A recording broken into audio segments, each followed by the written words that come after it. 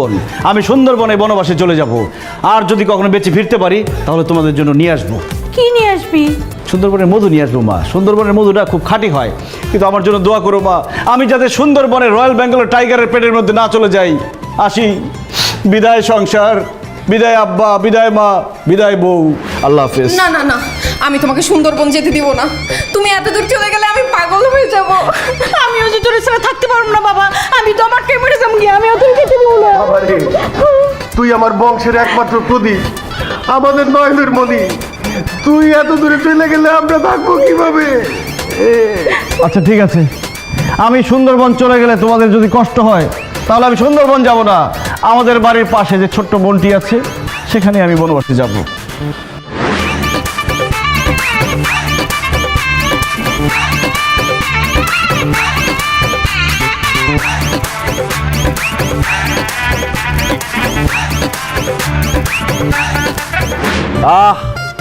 বনবাসে কি যে শান্তি আর শান্তি। সংসারের ঝামেলা নাই, বাজার করার ঝামেলা নাই, বোর কোনো অশান্তি নাই, শুধু শান্তি আর শান্তি। ধন্য ধন্য হো বলি তারে। আমি বুঝলাম না তোমরা এখানে আসছো কেন? আমি আসছি বনবাসে, এই জন্য বাসার পাশে বনবাস করা আমার ঠিক হয় নাই। সুন্দরবন চলে গেলে সব থেকে ভালো হইতো।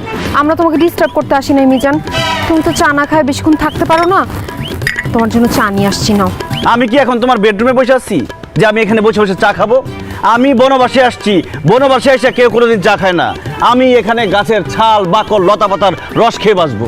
শাল বাকল, গাছের পাতা পুতা, এগুলা তো তিতা রে বাবা। তুই কি সব তিতা খায় থাকতে পারবি? আব্বা, সারা জীবন যেহেতু মানুষের তিতা কথা খায় হজম করে ফেলাইছি, গাছের তিতা রসও খায় হজম করে ফেলামো, কোনো সমস্যা হবে না। ও মাই গড, আমার তো লাঞ্চ টাইম হয়ে গেছে।